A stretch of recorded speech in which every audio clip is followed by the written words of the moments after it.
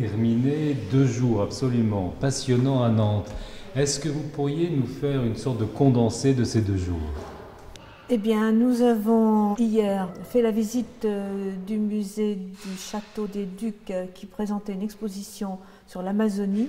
Et nous avons pu admirer des coiffes et des costumes en plumes, en plans de jaguar, en élytres de coléoptères.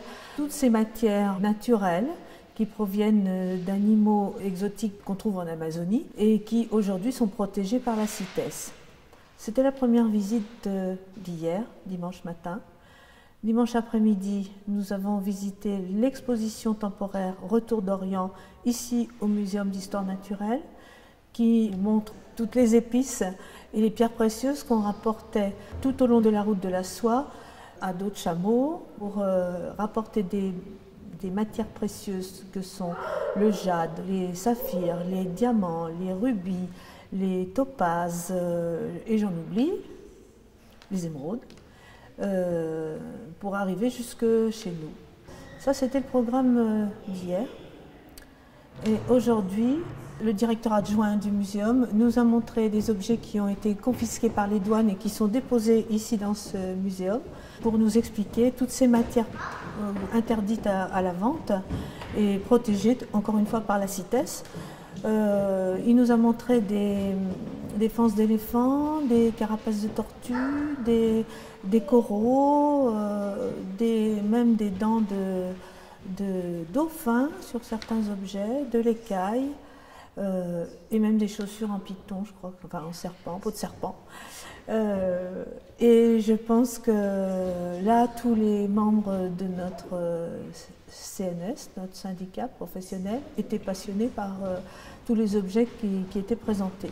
Ensuite, M. Rémy nous a montré tous les spécimens qui étaient protégés par la CITES. Il nous a expliqué les espèces, les ordres, etc.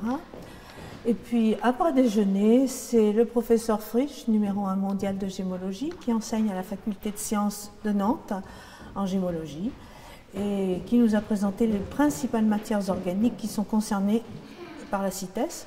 Il nous a parlé de l'écaille, il nous a parlé des coraux, il nous a parlé des perles roses de Strombus giga, il nous a parlé des bénitiers, il nous a parlé de...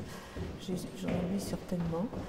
Et il nous a fait une démonstration extraordinaire, scientifique, très précise.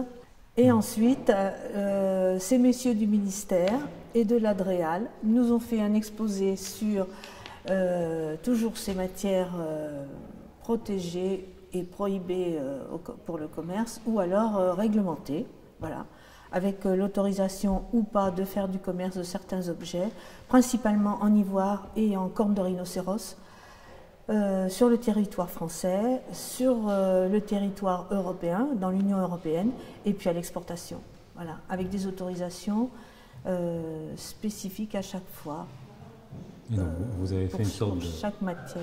Vous avez fait une sorte de florilège des principales matières concernées par le CITES, des réglementations.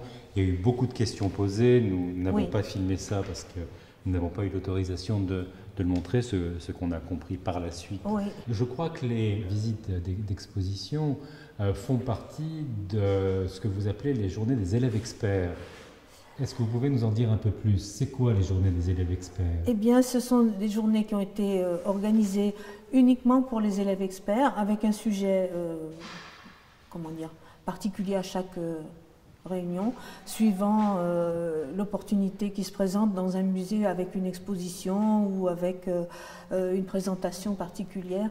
Là, c'était vraiment formidable parce que ça nous servait d'introduction à cette journée sur la CITES où nous avons réuni tous les experts et tous les élèves experts de la SNES qui étaient concernés par le sujet.